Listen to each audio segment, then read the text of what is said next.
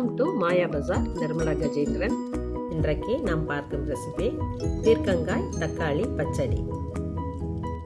கடாயில் 4 டீஸ்பூன் நல்லெண்ணெய் விட்டுருக்கேன். கடுகு 1/4 டீஸ்பூன், ஒரு பட்டை, ஒரு கிராம்பு, ஒரு பிஞ்சு சோம்பு, கடலை பருப்பு 1/4 டீஸ்பூன், உளுந்தம்பருப்பு 1/4 டீஸ்பூன், பூண்டு 2 பல்லு பொடியாக நறுக்கியிருக்கேன், பச்சை மிளகா 2, வரமிளகா 1, கருவேப்பிலை 10, சின்ன வெங்காயம் 4 போட்டிருக்கேன். 1 நிமிடம் ஃப்ரை ஆகட்டும்.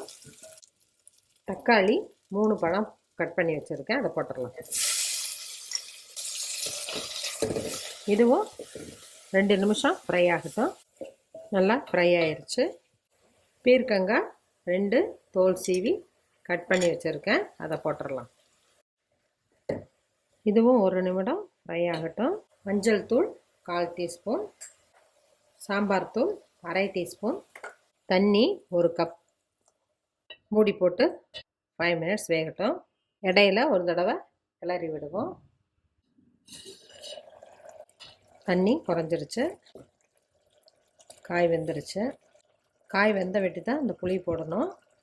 நம்ம தக்காளியெல்லாம் போட்டிருக்கோம். சின்ன உருண்டையாக போட்டுக்கலாம். தேவையான அளவு கல்லுப்பு. புளி சூடாகட்டும், நம்ம ஆஃப் பண்ணிடலாம். இதே மெத்தடில் கத்திரிக்காயும் பண்ணலாம். மாயா பஜார் நிர்மலா கஜேந்திரன் அப்படிங்கிற யூடியூப் சேனலில் கத்திரிக்காய் தக்காளி பச்சடி போட்டிருக்கேன்.